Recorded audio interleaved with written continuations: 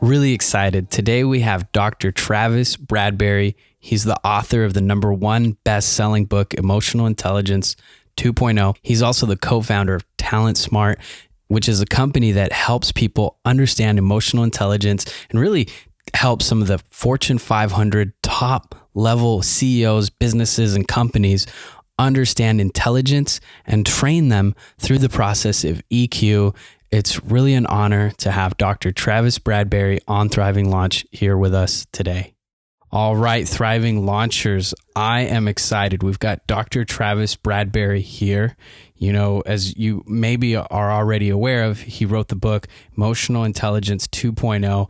Emotional intelligence is something that I don't think we talk about very much in today's society. We're still very hung up on IQ and how you can do intellectually, psychologically, but we don't talk a lot about how you can do emotionally and how that affects you as a leader, how that affects you as somebody who's part of a team, and how that might even affect you more in your success than your ability to put numbers together or strategize on something. Because if you can't manage or regulate your emotions, then you're going to be strongly hindered. So without further ado, welcome to the show, Dr. Travis. Thanks. Yeah, it's great to have you here. And one of the first things I want to ask you is why emotional intelligence 2.0? Why is that important? And why did you choose to write this book? Why now? Well, first, the reason that emotional intelligence is so important is it's such a critical skill. It's one that we all possess. And the difficulty is our brains are hardwired to give emotions the upper hand. You see, we have an emotional reaction to events before we're able to think rationally about them. And this is a big issue because we have more than 400 emotional experiences every single day. Our brains are hardwired to react emotionally to what we experience.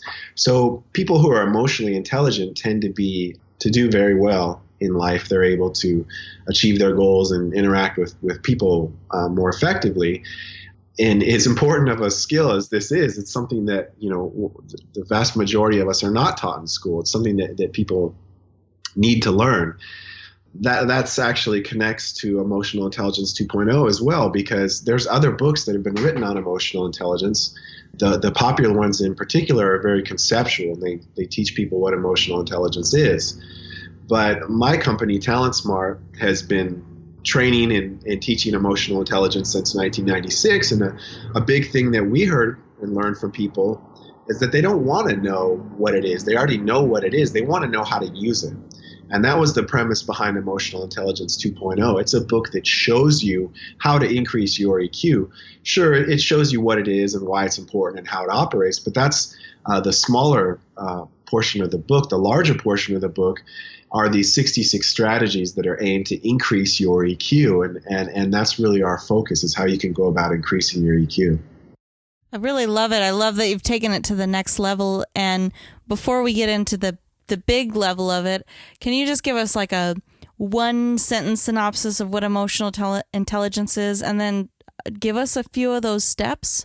Sure. Emotional intelligence is your capacity for understanding emotions in yourself, how well you understand them, and how effectively you use that information to respond to them. On the social side of things, emotional intelligence is how well you understand what's going on with other people, not just emotionally, but what they're experiencing, what they're trying to communicate to you, and how you use that information and managing yourself to manage relationships more effectively. So there's 4 skills there. The first is self-awareness.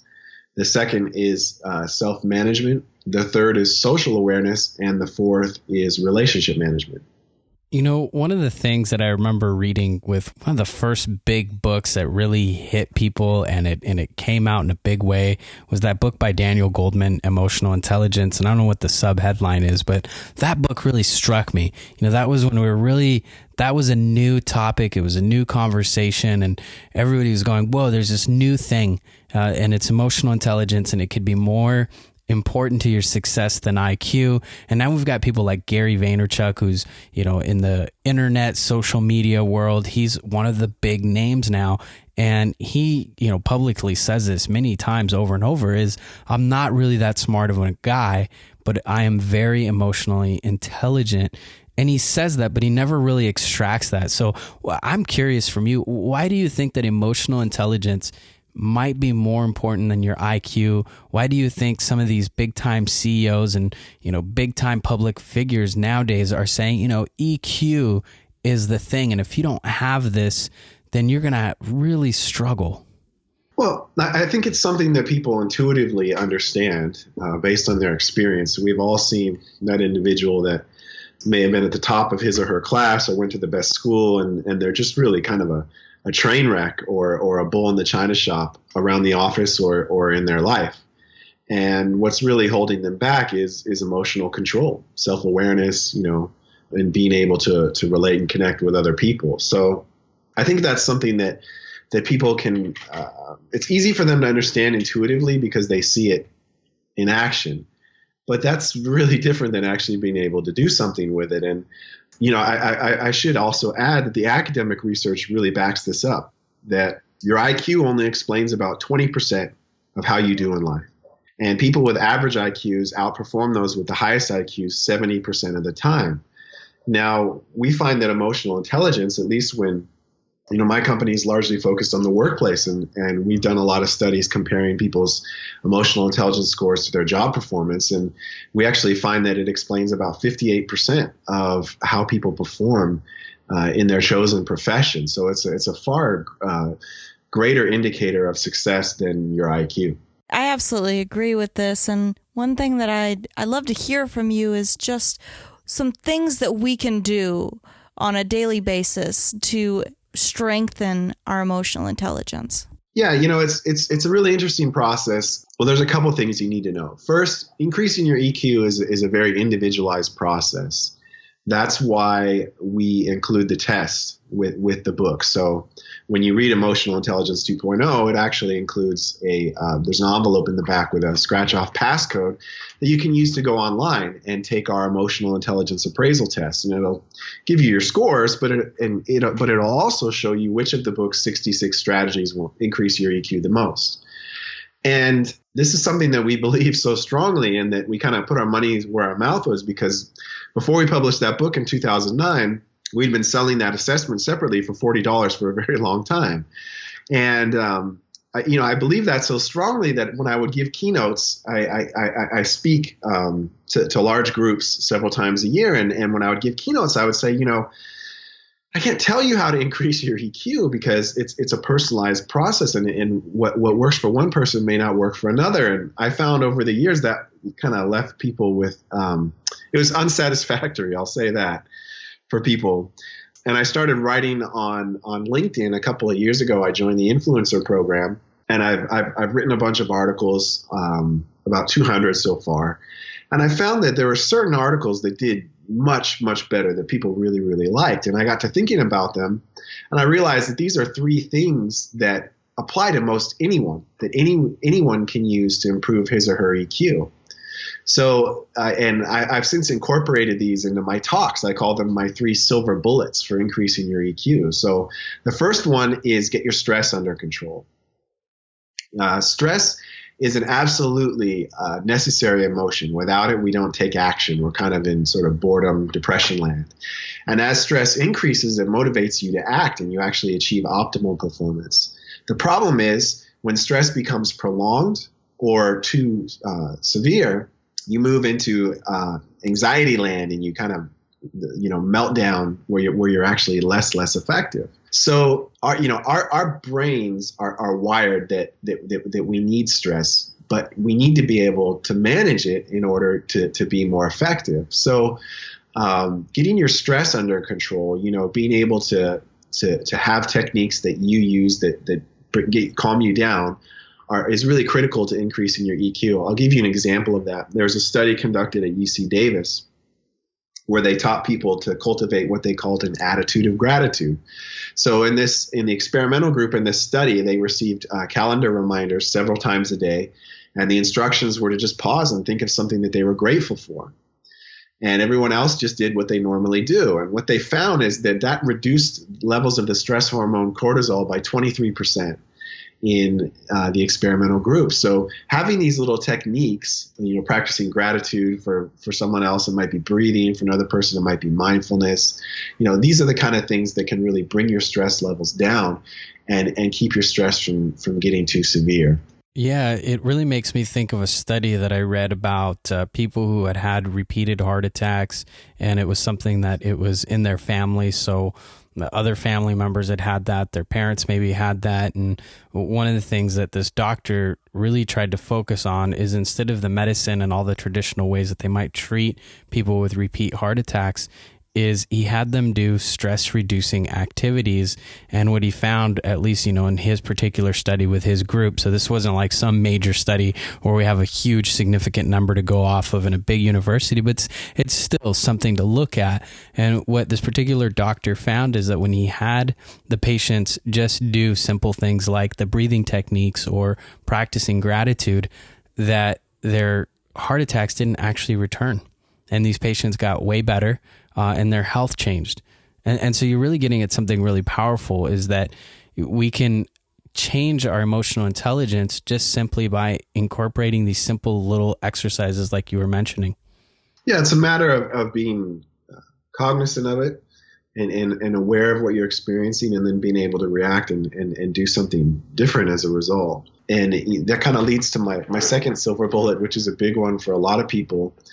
And that is to clean up your sleep hygiene. So during the day, as a byproduct of normal neuronal activity, toxic proteins build up in your brain. And these proteins can only be removed adequately or removed when you get an adequate sleep. So it's a certain duration of sleep and high quality sleep. And what a lot of people do is a lot of us can't get more sleep. If you have kids, you have to get up early for work. Perhaps there's only a certain number of hours you're going to be able to sleep. But something that almost all of us can do is improve the quality of our sleep, because anything that you take to make you sleepy, if you have a couple glasses of wine, if you take a Benadryl, if you take an Ambien, these things greatly impair the quality of your sleep.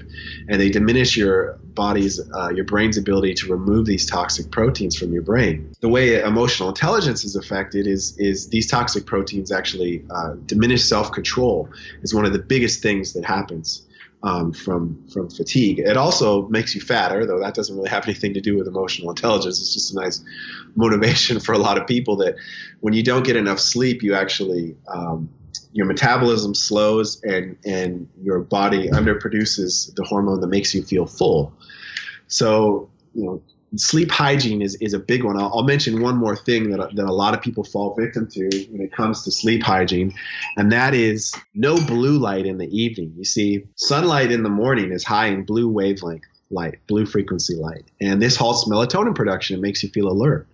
In the afternoon, if you think about sunsets, they're real warm. They're orange. They're red, and sunlight in the afternoon is very low in blue wavelength light, and that allows your body to produce melatonin and prepare you to go to sleep. Well, that's all well and good, except what we do is after dinner we bathe ourselves in blue light. It comes from computers. It comes from the iPad. And it halts your melatonin production. It makes it harder for you to fall asleep. And when you do fall asleep, you have lower quality sleep. So that's another big one about cleaning up your sleep hygiene. Yeah, we did an interview on blue light, and it definitely is something that I find it really powerful to kind of cut back on the blue light before we go to sleep. I'd love to get into that third magic bullet. No, wait, it's not the magic bullet, it's the silver bullet. Yeah, sure. The third one is getting your caffeine intake under control. And I usually get groans from the audience when I bring up this one. And, caffeine it